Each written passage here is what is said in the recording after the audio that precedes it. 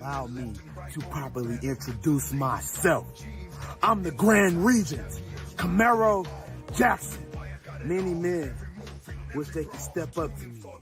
Many men wish they could snatch more heads than me. Many men wish they could conquer more kingdoms than me. I'm knocking all of y'all heads off your shoulders. I'm taking over that kingdom now. Who do you honor? Legends lore. Tune in, you know what's in store. Heel turns and face returns. High flying moves and hard earned burns. In the squared circle where it churns. Every detail gets our concerns. Wrestling talk all night long. Catch the latest match and song. Ring the bell, let's get it on. Every story bright and strong.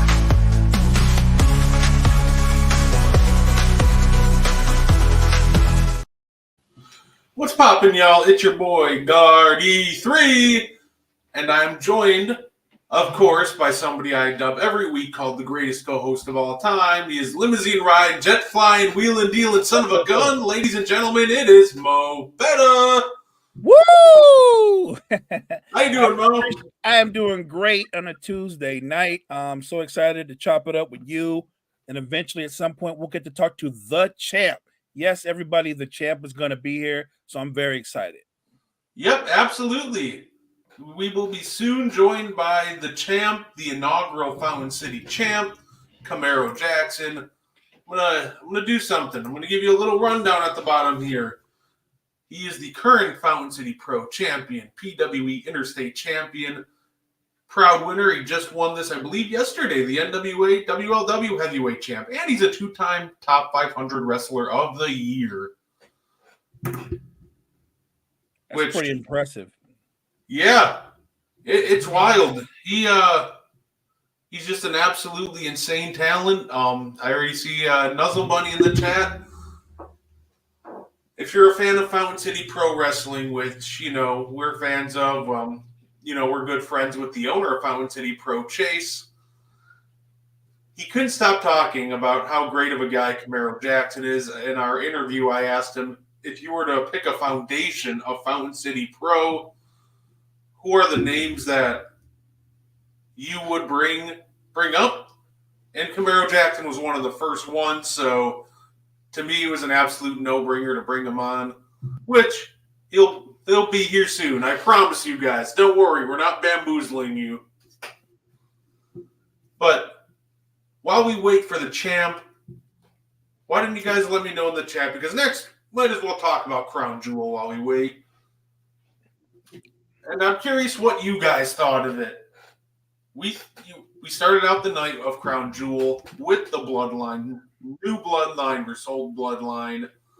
Great match, and accumulated in Sami Zayn coming out to help the OG Bloodline, just to accidentally haluva kick Roman Reigns.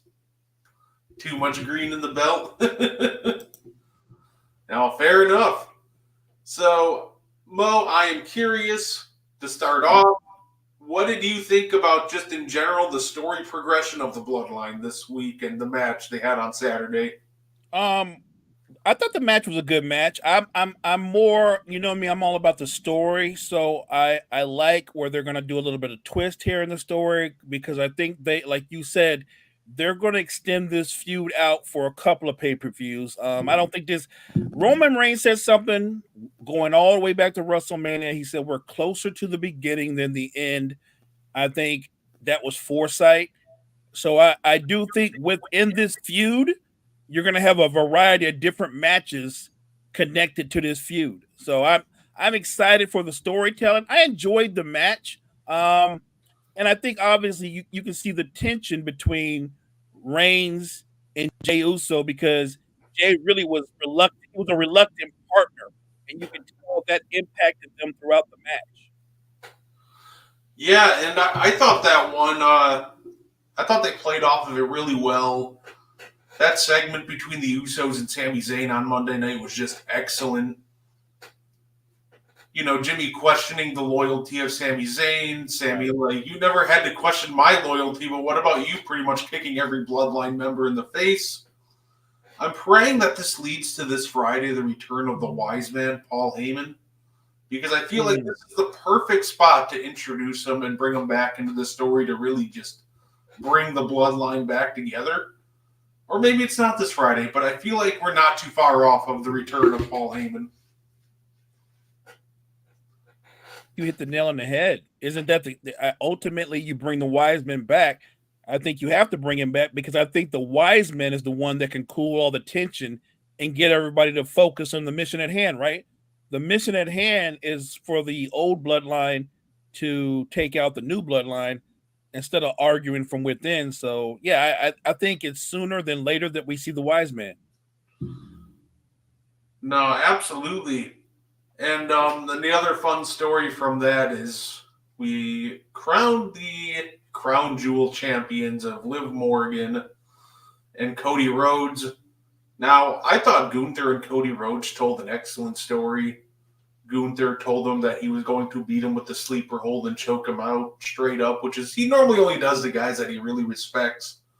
So Cody Rhodes already knew what Gunther's game plan was. He over-prepared for it and was able to beat him on the nice surprise roll-up.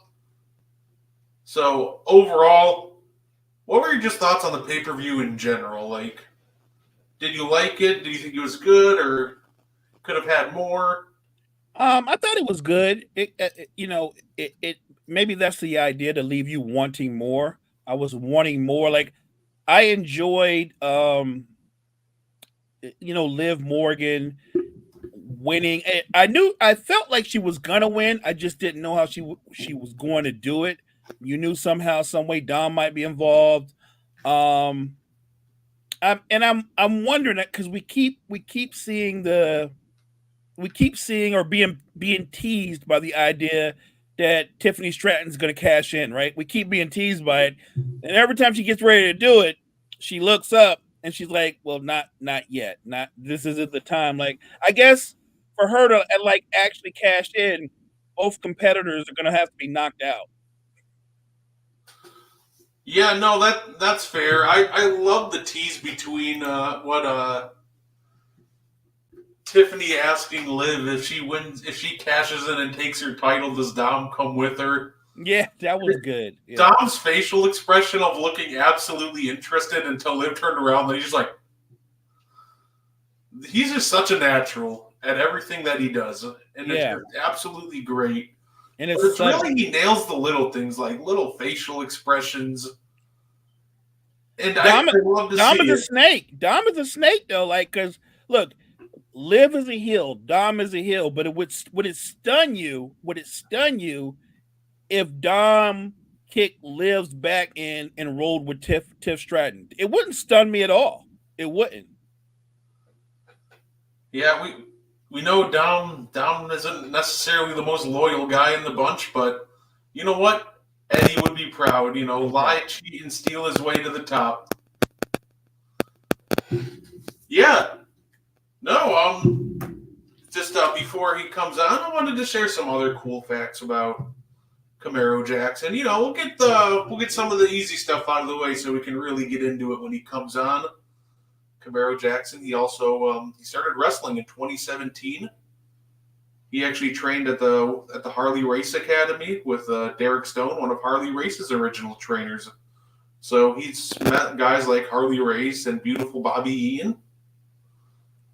And he's actually not only beaten Harley Race's son, but he's also won tag team gold with them. With one of the current titles he's holding, the PWE Interstate Champion, he actually beat a former WWE superstar, Heath Slater, for that one. So that's crazy. There's just so many things that he's done. And obviously,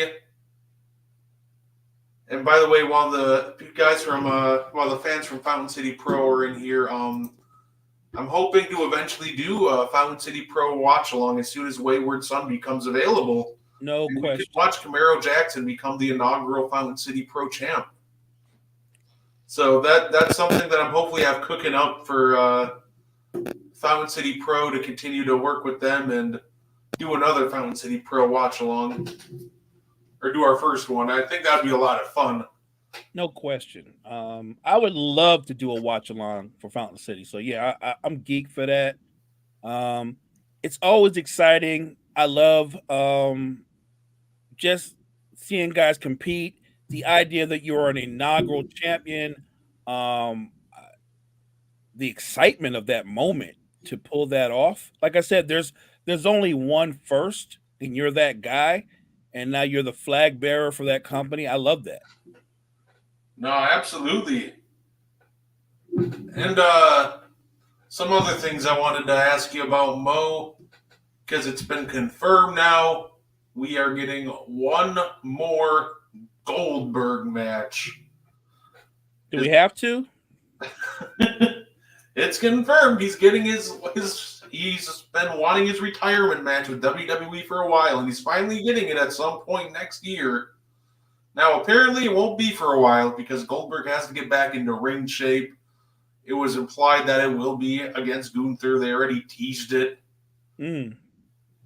Hey, speaking of Chase, what's up? How you doing? Hey, what's up? What's good, Chase? We're talking some wrestling. We're talking about the potential Goldberg retirement match and what to expect from it.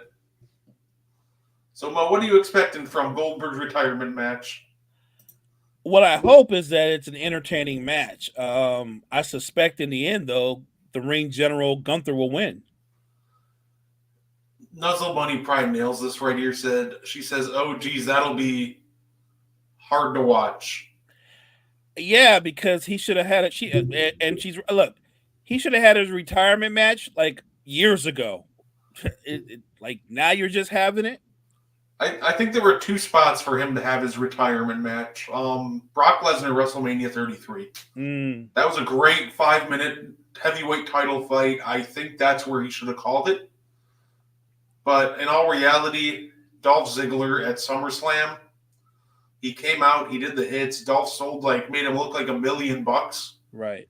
I think that should have been his retirement spot, but he kept trudging on, and now the unfortunate reality is not a lot of people seem to be excited. Like when the news hit, not a lot of people were hyped about it. Yeah, because I just think he had that moment, like you referred to years ago. You got to know like that's the moment, and then step away. Look, I get it. We're both huge fans of wrestling. Wrestling, I guess, is like any other sport. It's very rare that the great stars of wrestling know when to walk away when they're at like the very end, at the peak. Most wrestlers, and you can attest to this, Brett, they always say I'm going to retire, and then they come back and they have a few more matches, and then before you know it, they're wrestling on a regular basis, and they're way on the other side of their prime. I'm a huge Shawn Michaels fan, and see, you're already doing the head because you know where I'm going. And he stayed too long. And he's not the only one, but he stayed too long. Yeah, no, because Shawn Michaels had the perfect retirement, and then he came out to do Brothers of Destruction versus DX like 20 years too late. Yeah, the Saudi match with Taker. Yeah, I think Goldberg's real downfall is just he had back-to-back Saudi matches that really turned people off because Goldberg versus Taker was just an absolute train wreck. But not only that, don't forget, well, I wish I could forget, we also had Goldberg versus The Fiend, where we thought The Fiend was going to conquer Goldberg and it was going to be a defining moment in Bray Wyatt's career. Spear jackhammer, like a second spear, 1, 2, 3.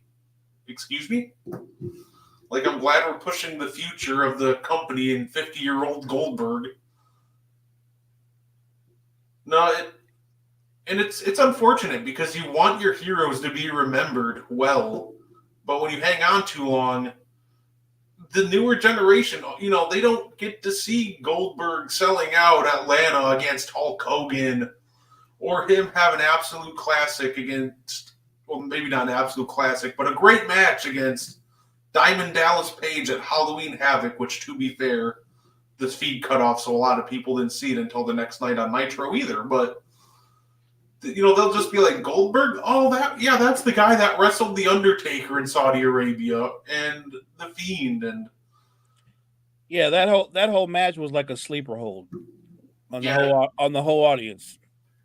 It'd be like if, in NBA terms, if you asked somebody about Shaq and they went, "Oh, that guy that played for the Celtics and Cavs," and you're just like, right, the big guy that played for the Celtics, the one that Nate Robinson used to jump on his back all the time. Yeah, that guy. No, absolutely. And it is difficult though, right?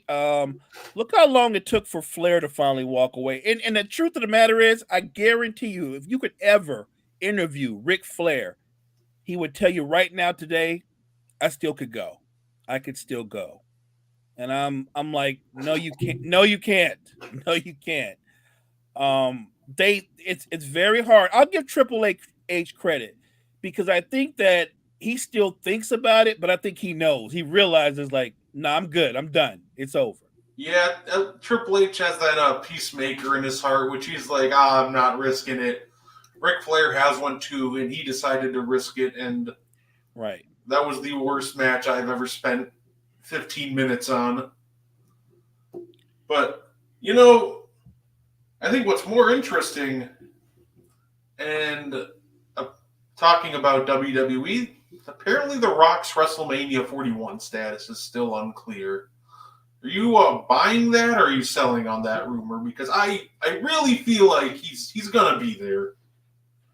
I have to believe he's going to be involved and be there because he is part of the bloodline. And let's be realistic. Rock is on the other side of 50 as well. Even though he's in terrific shape, that whatever they're going to do with him, be it with the bloodline or eventually in a singles match versus Cody or Roman, I think those things have to happen within the next 2 years max, right? So I think he's going to be there. Maybe he's not going to be on the card or listed as being there, but I think he's going to be there because Triple H and creative has done such a really good job of storytelling. I think the only real, if you'll call it, is, and I still don't get it, was at the pay-per-view before last when they showed Rock and he just comes out, curses everybody out, and then walks back out. And nobody explained that. That made no sense to me, but he was outraged about something, and then there was never any follow-up beyond that. That's the part that confuses me is nobody mentioned it. Right, like it never happened. Comes out, makes this grand appearance, and then it's just never mentioned after that.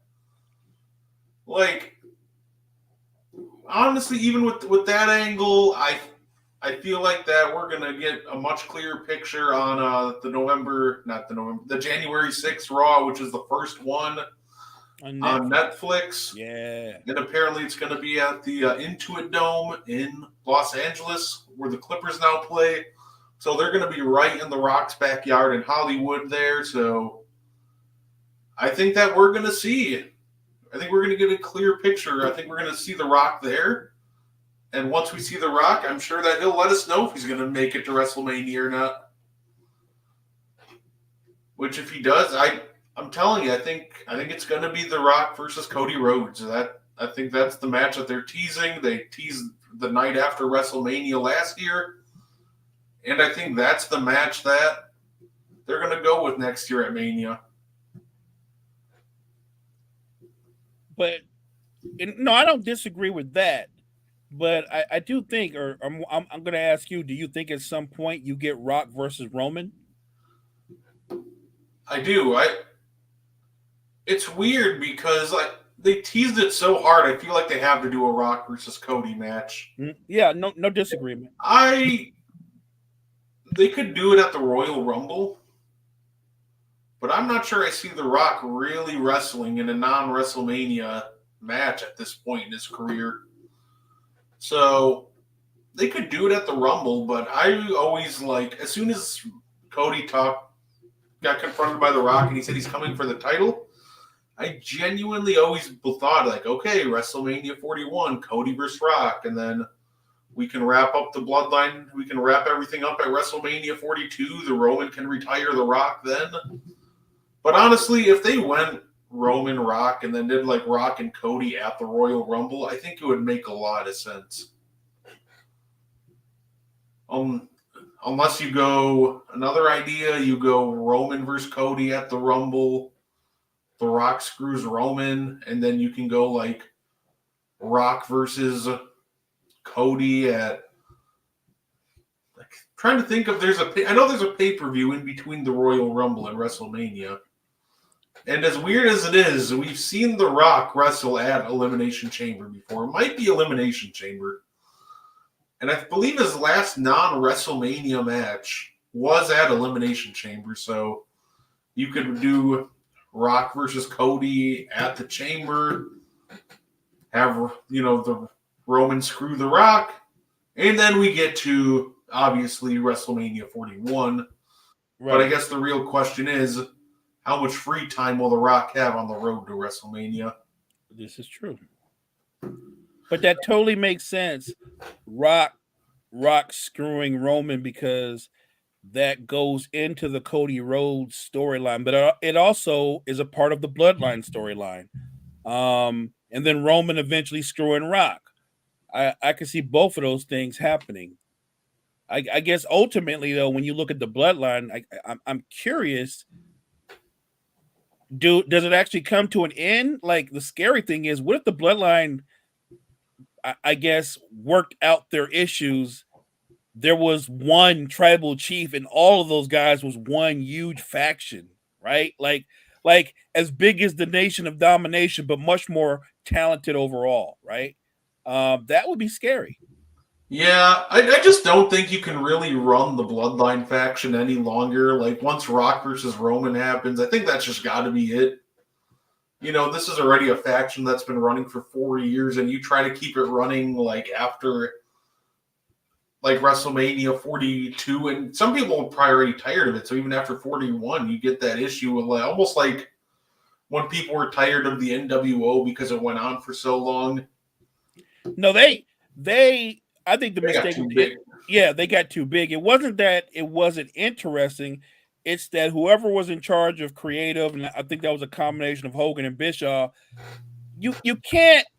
It's one thing for the NWO to be this powerful faction. It's a whole nother thing when basically all the main event talent outside of one guy was in the NWO. The NWO became bigger than the WCW by itself. Everybody was in the NWO. It got way out of hand. Yeah, that's true. NWO even had their own referee. They had their own commentator. They had the GM in their back pocket. Right. They did too much. They did. The line that you got to have. What makes a great face is a great heel. They were great heels, but they let it become too big, and to the point where there weren't any great faces other than one guy, Sting, and that wasn't really compelling to go up against them. It just they did something. They had a great idea. It was working, and they overkilled it. I think Orton versus Cody and Roman versus Rock is the call for Mania. But then my only question with that is, because I feel like the Roman is the Rock's last match. It feels like that's the perfect send-off for the Rock. Does he stick around to wrestle Cody? Does he not wrestle Cody? But if he doesn't wrestle Cody, why did I sit there the night after WrestleMania watching a 45-minute segment on Cody and The Rock trading belt, playing the whole I'll let you touch mine and I'll touch yours sort of thing? What was the point of that? This was honestly initially what I thought the plan was for WrestleMania. Last year before, WrestleMania 40 happened. But once that whole 45-minute segment kicked in, I'm so where does Cody fit into all this? Agreed. because I like this from Chase. I think WrestleMania 41, do Roman versus Rock, Orton versus Cody, and then my other big match, Cena versus Gunther for the world title. Sign me up for that card. You can sign me up right now. Yeah, exactly. So I guess I'm just kind of lost. I guess if that match doesn't happen, I'm kind of lost as to why they did that whole thing with Cody and The Rock to begin with. Yeah, there has to be right. I need closure on that whole situation. You teased me, Cody and Rock. I kind of need Cody and Rock. Look, I get it, and I like your point. Rock's last match should be versus Roman, like once and for all. Who's the head of the table? However you want to slice it, and then he walks away for good. No, absolutely. Yeah, like honestly, like I said, Chase nailed half of my WrestleMania dream card for next year. I'm also interested to see what Jade Cargill's going to be doing, and like Bianca. Are they going to save their one-on-one match for WrestleMania?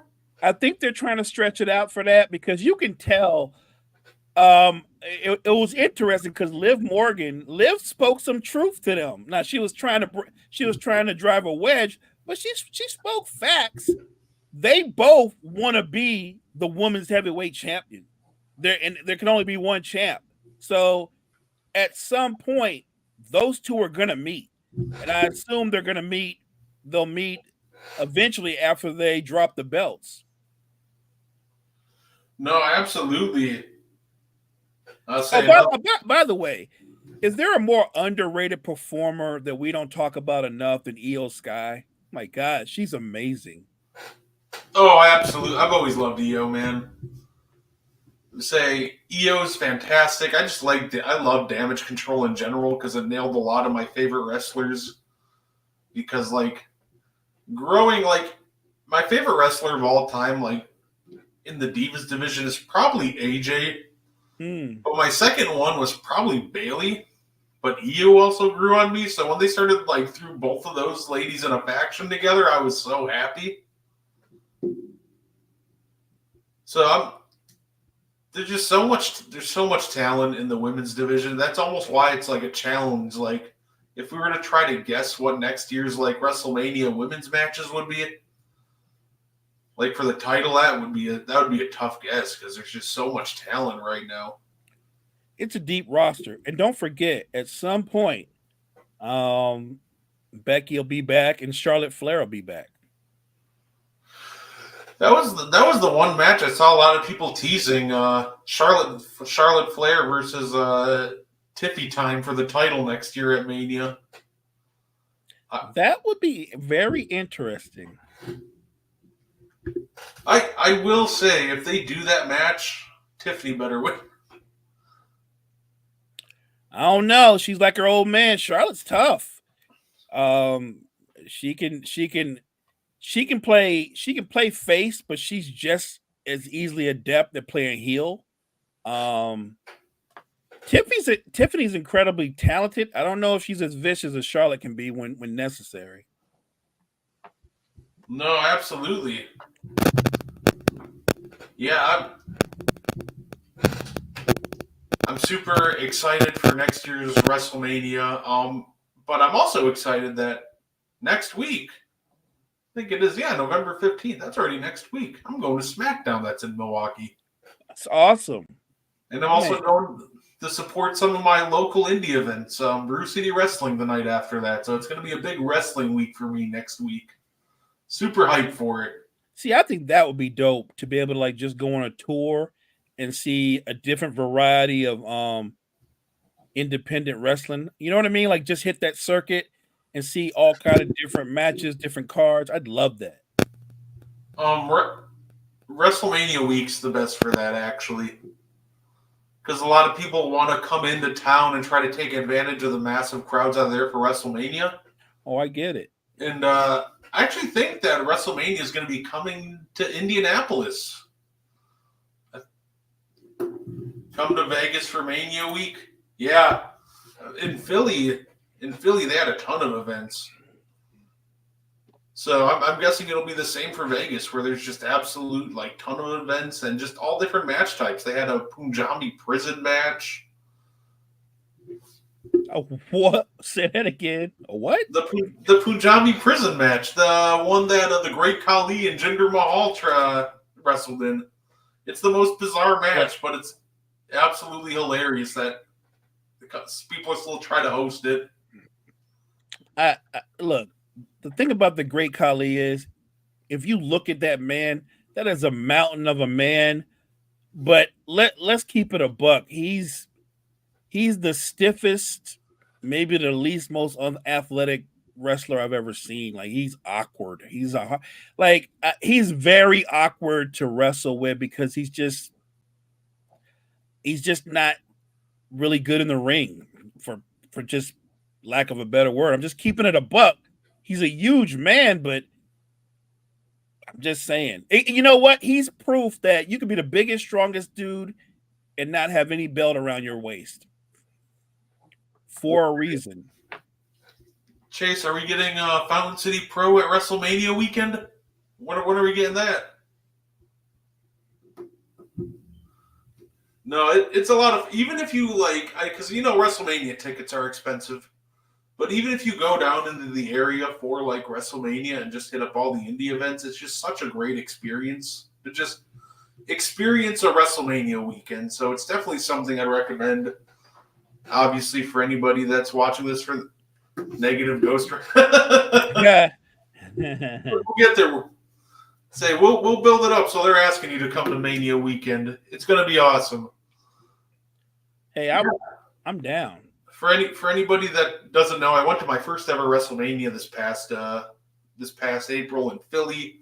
So I got to experience my first ever Mania weekend. Great. I absolutely loved it. But definitely one of my highlights was I went to a couple indie events, and they were a ton of fun. The one thing I will say about Mania weekend, be ready to be waiting in traffic for a minute. And Ubers at WrestleMania night are stupid expensive. So shout out to Godfrey and Keith for giving me a ride back to my Airbnb, because Ubers were like $70 to leave WrestleMania. Oh, wow. That's crazy. Get my ring there, rent someone else's. That's smart. Yeah, no, that's fair.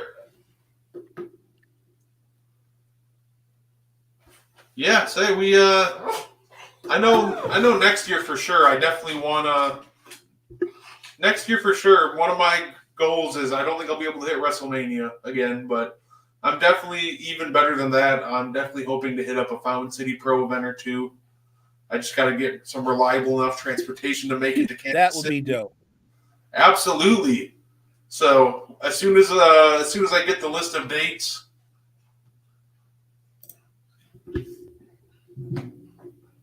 Hey, there we go. There we go. Sell out Allegiant Stadium. That'd be great. So yeah, as soon as we get the list of dates for Fountain City Pro for next year, I'm going to definitely make a plan to hit up. Hopefully not just one event. Hopefully I'm able to hit up a handful of the events that happen next year, and then we can do like special Meaty Boys right from Fountain City Pro. That would be crazy, right? That would be fun. Doing a show right there, not to mention interacting with other fans, maybe getting a couple of the wrestlers to come over for a word or two. That would be awesome. Yeah, that's the goal. That's part of our mission. We just want to try to help build people up. That's the big thing. No question. Interview different people. So overall, definitely a lot of big plans coming up. And live watch along, hopefully, for the 6th. Speaking of the Royal Rumble, by the way, apparently, and this is right up our alley, Tyrese Halliburton is going to be there, and he's making teases about the Royal Rumble. Okay. So here are some Fountain City Pro dates for next year: March 14th, May 23rd, August 15th, October 24th. Okay. Oh, All I right. like it. See, now we can plan around that. We can No, link up and plan around that. absolutely. But Tyrese Halliburton is going to be at the Royal Rumble. It's in Indy, so that's fair. So, Mo, what do you think? You think he actually gets himself involved in the Royal Rumble match, or he just comes out to pop the crowd? What do you think happens with Halliburton? I guess he just comes out and gets the crowd geeked up. He's not going to get involved. Only because I know the Pacers aren't going to let him get involved, and he's not getting involved. No, that's fair. That's kind of the big thing is I feel like he would love to get involved, but I think if you asked him if it was up to him, absolutely he would try to get it. You can tell he's a huge wrestling fan. He would absolutely love to do something, but I'm sure the Pacers powers that be have told him like, settle down. We got other things on our mind in our own lane that we're trying to accomplish. We need you to be 100% whole. no, absolutely. Okay, so he'll have more events at our other venue, but they haven't been locked in yet. No, that's fair. So I think it's about like a 7-hour trip for me from here to Kansas City, so it's not bad, but I have to check. I don't know how far away it would be from Indy. It couldn't be that far. I had relatives come and visit me from St. Louis, and I think they said it was like I want to say 5-hour drive or 6-hour drive, somewhere in that range.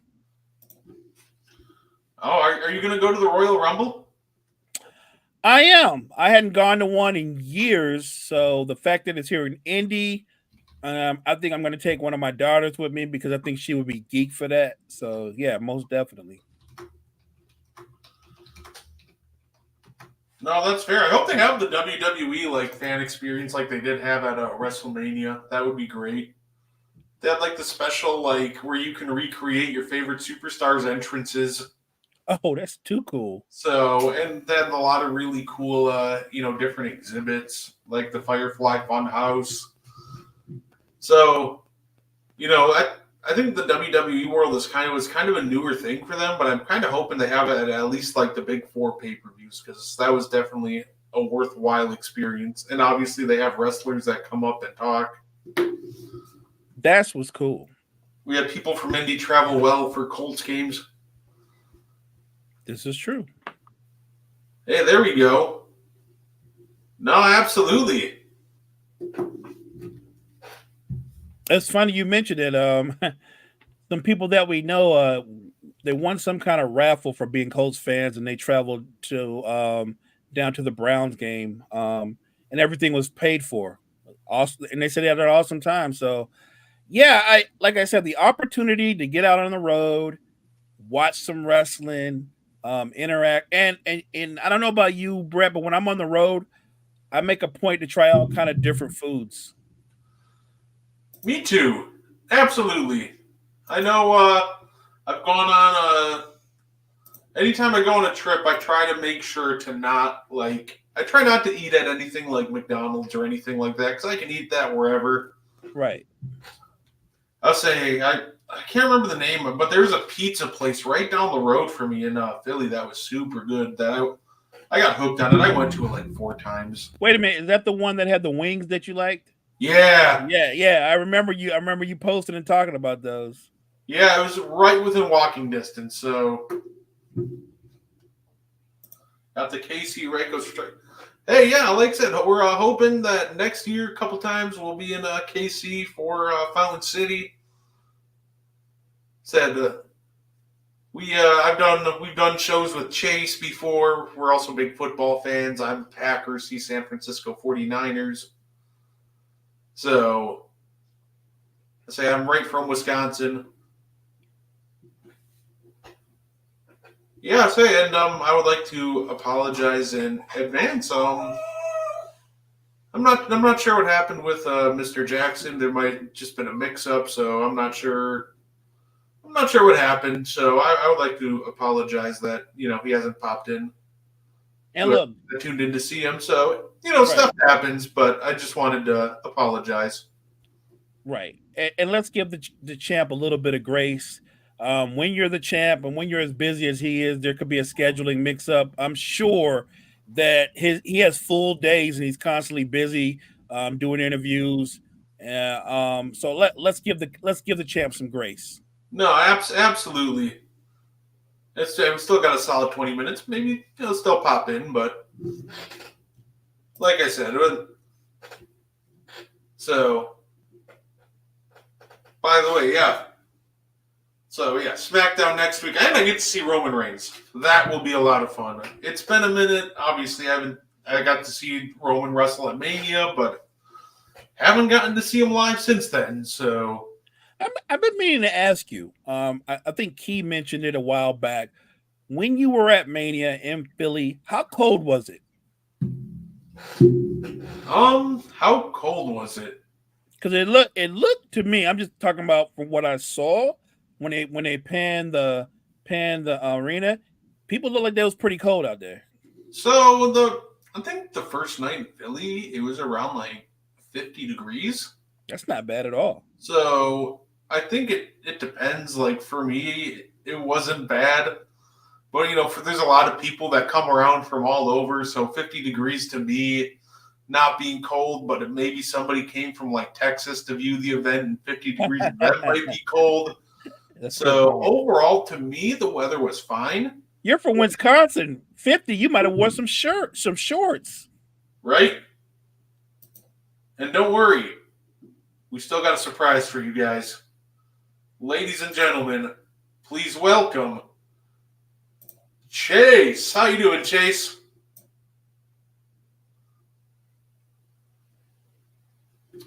There he is. Hey, what's good, man? We can't hear you, sir.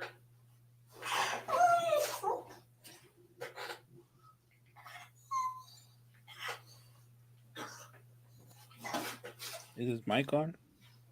I'll say yeah for me.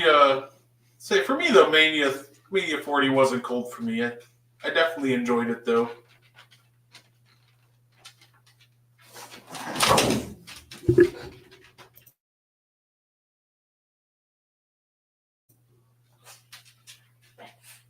And you can do it, and then we'll let the boss man figure out what Chase is cooking. What about now? There we go. Perfect. Hey, there we go. I like it. Ladies and gentlemen, the CEO of Fountain City Pro, Chase Riley. How you doing today, Chase? I appreciate that, gentlemen. I appreciate that. Obviously with it being a Tuesday and being election day, hopefully Camaro's sitting at home with his wife and his babies and doing what the rest of us are doing, and that's holding our fingers together tonight for this election. So love the show, guys. Obviously, man, huge fan. I've been on before and wanted to come show you guys some love tonight. So it's always good to have you on. Yeah, definitely. I absolutely love the idea of doing a Meaty Boys podcast live at an event sometime. Obviously, if you guys make the trip, I mean, we would roll out the red carpet for you boys. I love it. I'm down. I'm there. Yeah. No, absolutely. And it's perfect that you came on because obviously you just had Wayward Son. We did an interview with you right before Wayward Son. What? Fountain City, baby. Woo! So overall, how did you think the Wayward Son went? Were you happy with how everything went? Like, kind of tell us about the night of Wayward Son. It was perfect, man.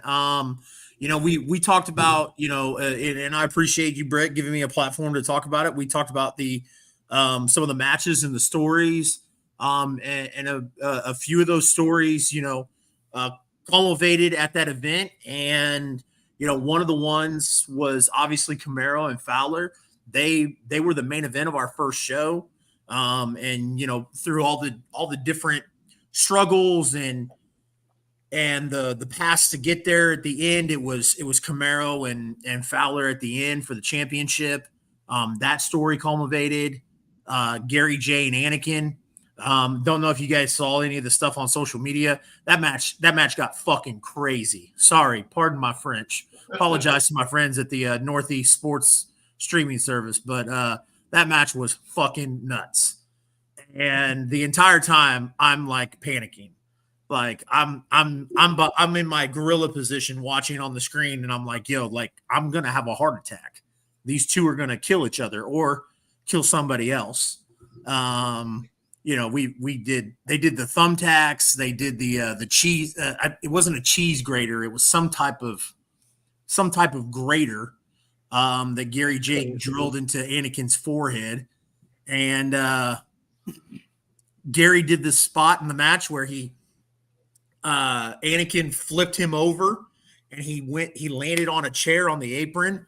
The match was just, it was, when you're growing up being a wrestling fan, sometimes you kind of get a little bit ahead of yourself, and you kind of think that you're, kind of got your pinky out a little bit, right? Like, I only like technical wrestling. I only like that catch can stuff, deathmatch wrestling. That's not for me. That's for those savages, man. I've grown a little bit to appreciate the art of professional wrestling and everything that it comes through to it. And man, let me tell you something, the story that they told, that we were able to tell to the people of Kansas City and let it, culminate to that hardcore match. That story needed the violence, and it was a part of it, man. It was the cherry on top, the chef's kiss, if you will. Like, what else can we do to tell the story between these two guys that, one is young and still very much getting started in the business, and Anakin Murphy, who has followed Gary J around and from St. Louis and all this other stuff. And Gary J being the vet, doing this for 20 something years. And, how can we tell this story between these two? And like I said, the final nail in the coffin, the final chapter to that story of them in this hardcore match was just, it was poetic justice. So couldn't have been happier with it. The crowd was hot that night. They loved it. They brought the energy. It was a crazy first year, guys. Crazy first year. So you sound excited. Yeah. We did four events. Here's another one. Senior official Nick Chin, man. Let me give Nick Chin his flowers. Because I love doing stuff like this with you guys. Love pulling the curtain back a little bit. Let me give senior official Nick Chin his flowers, man. He not only is he a phenomenal referee and a great asset to Fountain City, he has helped me, navigate the waters, if you will. And he offered it up. I mean, that's the thing about this business is everybody wants to like come and be like, hey, guess what? Got an idea. Hey, my friend bought a wrestling ring. Guess what? I've got an idea. Hey, I barely know you, but you bought a wrestling ring and started a wrestling promotion. I've got an idea. And, Nick Chin wasn't like that. He was just eager to help, eager to, there was times where I knew Nick didn't necessarily agree with some of it, but, as you can see, there were some things that he didn't agree with me on, but he let me cook, and he just said, hey man, how can I help? So, and I have a lot of people like that, but Chin, I want to give a shout out to, because my vision for professional wrestling, you know, as we've talked about before, Brett, you know, when we kind of talked on here, my vision is what can we provide people that's more than just the professional wrestling, right? Because professional wrestling is nice and professional wrestling sells tickets, but what makes people come back? What makes people go, man, like I can't wait for another Fountain City Pro show. I can't wait to do this. I can't wait to do that with Fountain City Pro. We want to provide them with so much more, the variety. I've always looked at wrestling like a buffet. You know, you've got your catch as catch can technical wrestling over here. That's your Italian food. You've got your, you know, old school classic Harley race style. That's your American barbecue. You know, you've got all kinds of different that we could go through. But man, like, what's a buffet style to where everybody can come together and watch something and be entertained and remember something? And, you know, Nick Chin, we were able to do something really cool this year. We told that story that intertwined with Fowler and Camaro Jackson, with Fowler's manager, Midnight Guthrie, who's this over-the-top, flamboyant, you know, manager, and Nick Chin, the senior official, who's not afraid to get his hands dirty when need to be. And so we told a great story with them as well that was able to help end and culminate that story at Wayward Son. We had that match with Nick Chin and Midnight Guthrie. It was our opening match. We brought those two out to the ring. They did a contract signing, and then they went to war. And the winner of the match got to officiate the main event. So it was kind of like that. It was kind of like that. And I'll give Nick Chin all the credit for this because this was Nick Chin's idea. It was kind of a callback, like a nod to WrestleMania 15 with Big Show and Mankind. So it was really awesome. You know, they got to do some cool stuff. So we were able to do essentially 2 hardcore matches. Didn't like to use the term hardcore. One was called an Olathe Street Fight, because while we're in the Kansas City area, we're actually in Olathe, Kansas, which is just 20 minutes west of Kansas City. And then we did the no holds barred match with Anakin and Gary. So yeah, you know, a fantastic year. Obviously super excited about it. We had some struggles, but man, like, you know, guys, I don't know if I told you, I work in sales. So, and that's how I feed my family, right? I pay my bills, feed my family working in sales. And I've always been able to do needs-based sales. You know, I don't want to sell you something you don't need because I build rapport with people. So I can't come off fake to people. I can't. I've tried. I can't do it.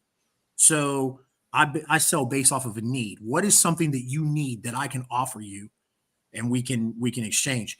Kansas City needed professional wrestling. There was a need in Kansas City for it.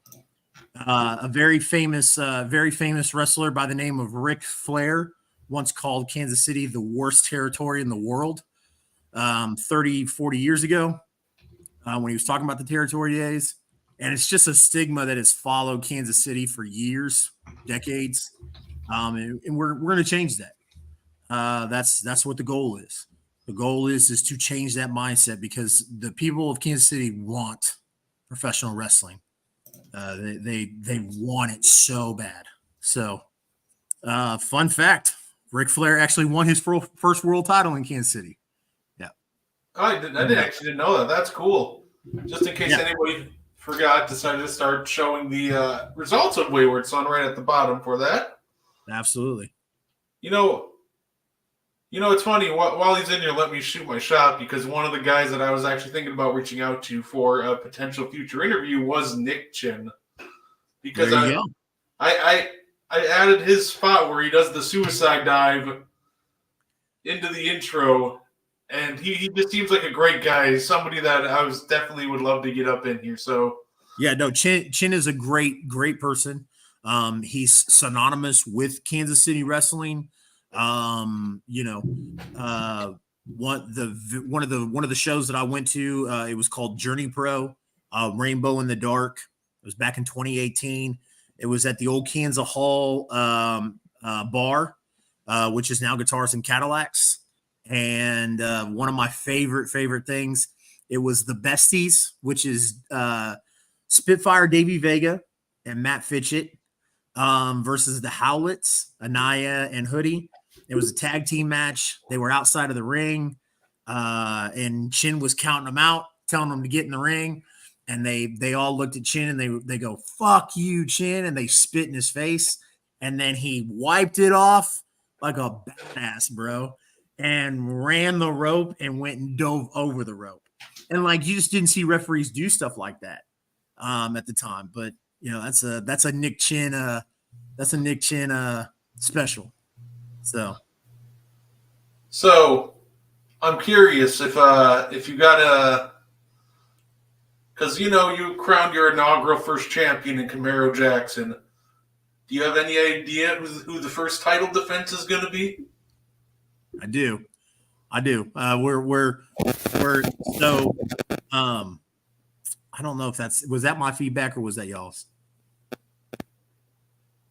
I didn't hear any feedback. Okay.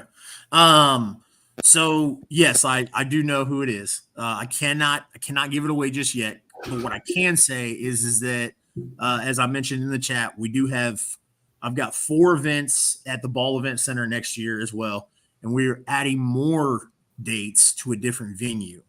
So those dates are getting worked out. Those cards are getting worked out. And yes, I do have Camaro's next opponent. So we'll be releasing that really soon. Maybe not real soon, but not too soon. So. Yeah, no, absolutely. That'd be great. So everybody listening for the Fountain City Pro News, soon you'll know who Camaro Jackson's first title defense will be. And then, of course, obviously, I was talking about it earlier, we're hoping to do a watch-along with Wayward Son as soon as it becomes available. So definitely, Chase, would love to bring you back in for that if you're free that Tuesday. I'm not sure when it's coming out on YouTube, but definitely would love to bring you back for that. It'll be very, very soon. My production company that does all my stuff for me. Baron Corbin.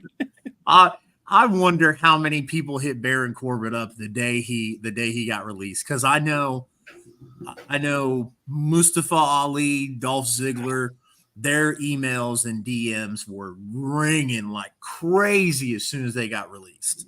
And you know, Baron had put out a message that was like, "Hey, I appreciate all the messages and stuff." I did reach out to Baron Corbin. I'm not gonna front on that. I will tell you that he's not going to be Camaro's first title defense, but I did reach out just to garner some interest, right? But no, I talked to my production crew on Friday. They told me that it should be ready any day. When they do, I usually will pass it off to Josh, who's Joshua Elliott in the chat, who's my best friend. He's one of my I couldn't do this without him. I couldn't do the hot tag without him when we did the podcast. Now there's no way I could imagine doing Fountain City Pro without him. What I'll do is I'll watch it. I'll pass it off to him, have him give a watch, and then we give feedback to the production crew. As long as everything goes smooth and we don't need to change anything or edit anything out, I would anticipate Wayward Son being done by this weekend. So, and we typically do a watch along in our Discord for it. But of course, obviously a Meaty Boys podcast watch along will definitely be in the works as well. So can we keep our attention span on a watch along for 2? That show was pretty long. That might have been a 2.5 hour, 3 hour show. Hey, listen, I was able to pay attention to the entirety of it. I think it was WrestleMania 32, the one that was like 7 hours long. So I can do like 2. Yeah, the one where the pre-show started at like 3 o'clock in the afternoon and it didn't end until like 11:15 at night. I was like, gee, we got to do something different about these pay-per-views, guys. That's that first one. I thought that WrestleMania needed to be 2 nights. One is like midnight, and I'm watching Triple H and Roman Reigns finally making their entrances. It's like, okay, we need to do something here. Yeah. AEW did one like that too, man. The AEW one started to get really long, where they would start at like 4 or 5 in the afternoon, and they would go all the way to 11:30. It was like, man, like, you know, the 2-night thing is genius, and I love the fact that WWE is doing SummerSlam 2 nights. I think WrestleMania and SummerSlam being 2 nights is the way to go. We'll stick Royal Rumble and Survivor Series being 1 night. Survivor Series is kind of like backslidden to me. I don't get as excited about Survivor Series as I used to. You know, the big 4, Royal Rumble, WrestleMania, SummerSlam, Survivor Series. Survivor Series doesn't hold that stature like it used to. Hopefully they get it back, but yeah, I couldn't imagine Survivor Series or Royal Rumble being 2 nights, but I love the idea of SummerSlam being 2 nights. City's going 2 nights in 2026, according to Richard Chin. It's the first I've heard about this. It's the first I've heard about this, gentlemen. I just work here, man. No, absolutely. So definitely, as you all heard, Fountain City Pro watch along. First, check it out in the Discord. Fountain City Pro has their own Discord. Definitely join it. Check out the watch along. A lot of great conversation in there. It's a long-term booking. All right, I love it. Yeah. And then we'll do a watch along here on the Meaty Boys podcast as well. And definitely look forward to Fountain City Pro 2026 2-night event. Chase seems a little caught back, but I'm sure it'll be great, right? Why wait till 2026? Let's do it in 2025. There you go. Let's because my events at the Ball Event Center in Olathe will be on Friday nights. The venue that we're looking at adding more events to, those events are going to be on a Sunday. So maybe we don't do it 2 days back to back. Maybe we do an event on a Friday night and then do the second night on Sunday instead of Saturday. I don't know. That's a possibility. Oh, that'd be Maybe. We'll see. Yeah, I think that'd be really cool. You could do a lot of cool 2-night angles. That'd be awesome. Yeah, so one of the promotions that used to run in Kansas City named Journey Pro did a 2-night event. They did some of their stories on night 1, and they also had a 2-night tournament to crown their first champion. So they did some story matches and some tournament matches on night 1, and then night 2 they did a little bit more story matches, and then the final tournament matches for the second night. So no, it's an interesting concept in independent wrestling. No, that's fair enough. Say, and like I said, everybody, we thank you for tuning in. We'll make sure to reach out to Mr. Jackson and try to, we'll set up a different day. Definitely looking forward to chopping it up with him whenever we get the chance. Chase, I do want to appreciate you joining in, on appreciate you, Chase. notice. I definitely appreciate it. Yeah, man, I appreciate you guys. For anybody involved with Fountain City Pro watching the Meaty Boys podcast, we promote the Meaty Boys podcast because Gardy lives in Wisconsin. Mo lives in Indy. Yep. They have no qualms or quarrels or connections to Kansas City to promote Fountain City Pro. These are 2 awesome guys that I used to do podcasts with. Live streams. I always hated calling them podcasts. I hate it because we don't. Do y'all record the audio version of this? Oh no. Exactly. So it's not a podcast. It's a live stream. Anyways, that's a different soapbox for a different time. But these guys have no connections to Kansas City whatsoever. This is just these 2 guys who love wrestling, love professional wrestling, are passionate about professional wrestling, wanting to give Fountain City Pro the rub, if you will, and we appreciate that. This is awesome, guys. I couldn't thank you enough. But well, I appreciate it. Also appreciate you guys reaching out to Camaro.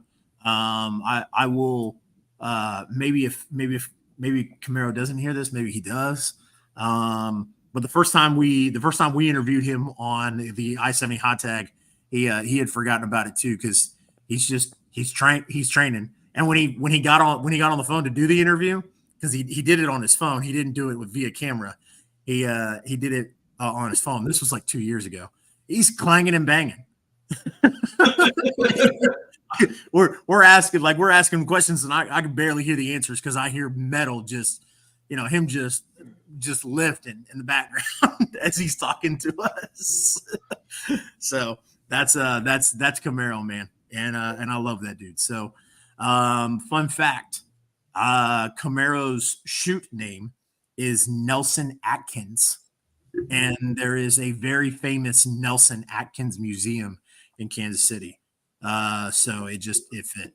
So hey, I literally said earlier that I was hoping to bring you on, so I'll definitely reach out. Absolutely. Yep. Chase, I will let you know straight up when we do make it to Fountain City Pro, when it does happen. I've never done it before, but I'm willing to take a bump. So yeah. Before the event, before we open doors, absolutely, man. Another thing, Chin does a lot of work for Wrestling Revolver, which is kind of up there by you guys. Wrestling Revolver is ran by Sammy Callahan. It is probably the second most, or tied for the most, popular independent promotion. Obviously, I would probably say GCW is probably the most popular independent promotion. But Sammy Callahan's Wrestling Revolver is right there with it. They've always got people coming in and out that are huge names. I think they had Ronda Rousey after she left WWE, which is crazy. I mean, I think Ronda was doing Marina Shafir a favor because Marina's her girl, but for an independent promotion, no matter the size or whatever, to pull that off, to get Ronda Rousey on a card it's insane. So, no, yeah. Absolutely. I've heard it's not a lot of fun taking bumps, but you know what? For the love of the game and to entertain the fans in attendance, if it calls for it, I'll absolutely do it. I'll even go through a table, whatever's needed to pop the crowd. Love it. But yeah, except that's the plan. Next year, going to come to a show, and it's going to be a great time. Mo, did you tuck your chin? I'll make sure to take advice from anybody who's willing to give it to me before that happens. Say, before we get up on out of here, Mo, did you have anything you wanted to add? No, I'm just really excited for Chase, Fountain City. Just glad for him to come on. And can't wait to come down there and enjoy a live show. No, absolutely. Chase, is there anything you wanted to promote or throw on real quick before we get up on out of here? No, not at all. Just FountainCityPro.com. The website is under maintenance right now, but we do have a landing page there that you can check out our link tree that has all of our social medias on there. We post live clips during the shows. We try to keep up to date on the social media stuff. So definitely check that out. Also, if you two, I am wheeling and dealing right now. I am looking at, like I was mentioning in the comments, I'm trying to go to Vegas next year. And I thought even if I don't buy a ticket to Mania, because that was my biggest expense in LA, but also a little context to that, I didn't want to just get like a nosebleed ticket, like the cheapest ticket. So my tickets were a little expensive for Mania. Like I said, that was my biggest expense when I went to LA. I was there for a whole week. And guys, I went to a wrestling event every single night I was there. GCW runs the Collective there. There was a bunch of other stuff going on there. I can't imagine. Obviously, I had to miss WrestleMania last year, but I can't imagine Vegas being any different. So I'm trying to go, man. If y'all are going as well, let me know. Like, it'll be cool to meet up. Absolutely, let's link up. Especially with my job, I can work remotely. So if I can weasel my way to Vegas and work during the day, they're 2 hours behind. I'd have to be working from 7 to 3. By the time 3 o'clock rolls around, that's when the fun starts. So I've considered going to Vegas next year for Mania weekend. I'm not sure if I'd be able to afford an actual ticket to Mania unless they got really cheap. Yeah.